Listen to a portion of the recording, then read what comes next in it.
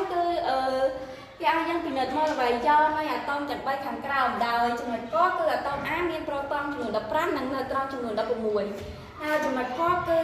អាតូម B មានប្រូតូនចំនួន17និងណឺត្រុនចំនួន18ចំណុច I ចំណុចកគឺអាតូម C មានប្រូតូនចំនួន17និងណឺត្រុនចំនួន20ហើយគេក៏បានឲ្យយើងរកធាតុជាអ៊ីសូតូបនឹងគ្នា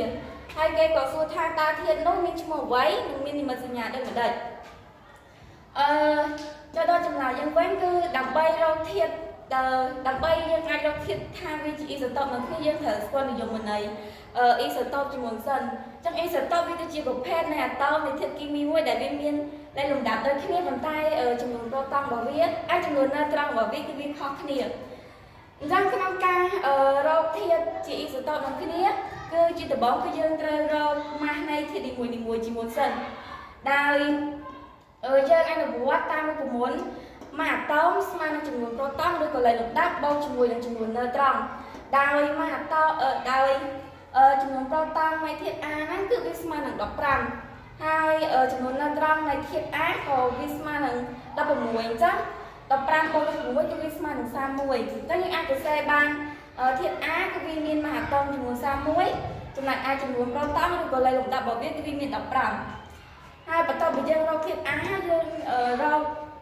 ម៉ាស់អាតូមនៃធាតុ B ដែលយើងអនុវត្តតាមរូបមន្តដូចខាងលើដែរគឺម៉ាស់អាតូមស្មើនឹងចំនួនប្រូតូនបូកជាមួយនឹងចំនួនណឺត្រុនដោយចំនួនប្រូតូននៃធាតុ B ហ្នឹងគឺវាស្មើនឹង17ចំណែកឯចំនួនប្រូតូនចំណែកឯចំនួនណឺត្រុននៃធាតុ B គឺវាស្មើនឹង18ចឹងនៅពេលដែលយើងកណនាវាទៅយើងឃើញស្មើនឹង35ចឹងនាំឲ្យ B គឺវាមានម៉ាស់អាតូមចំនួន35និងចំនួនប្រូតូនរបស់វាគឺវាមាន17ចាំមកដល់ការរកម៉ាស់នៃធាតុ C គឺយើងអនុវត្តតាមរូបមន្តដូចខាងលើដែរទេគឺតាមរូបមន្ត A ស្មើនឹង Z បូក N ដោយ A ហ្នឹងដែល Z របស់ធាតុ A ហ្នឹងគឺវាស្មើនឹង17ចំណែកឯ N របស់ធាតុ A គឺវាស្មើនឹង20អញ្ចឹងនៅពេលដែលយើងកណនាវាទៅយើងឃើញថាវាស្មើនឹង37អញ្ចឹងនាំឲ្យធាតុ A គឺមានម៉ាស់ចំនួន37ហើយចំនួនប្រូតូនរបស់វាគឺវាស្មើនឹង17អញ្ចឹងនៅពេលដែលយើងរកម៉ាស់នៃធាតុទាំងអស់ហ្នឹងហើយគឺយើងអាចរកធាតុដែលវាជាអ៊ីសូតូបនឹងគ្នាបានដោយយើងសង្កេតឃើញថាធាតុ B ហើយនិងធាតុ C វាមានលេខលំដាប់ដូចគ្នាយើងឃើញថានៅធាតុ B គឺលេខលំដាប់របស់វាគឺវាស្មើនឹង17ចំណែកឯធាតុ C គឺលេខលំដាប់របស់វាគឺវាស្មើនឹង17ប៉ុន្តែយើងឃើញថា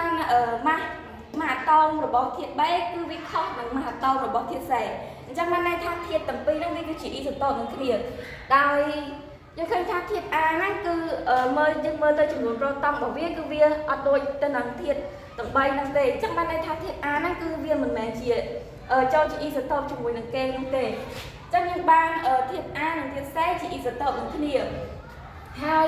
ធាតុនោះមានឈ្មោះថាកាល់ស្យូមដោយសារតែយើងមើលទៅលើលេខលំដាប់ឬក៏ចំនួនប្រូតូនរបស់វាបានន័យថាយើងមើលទៅលើមើលទៅតារាងខួបនៃធាតុគីមីយើងឃើញថាលេខដែលមានធាតុដែល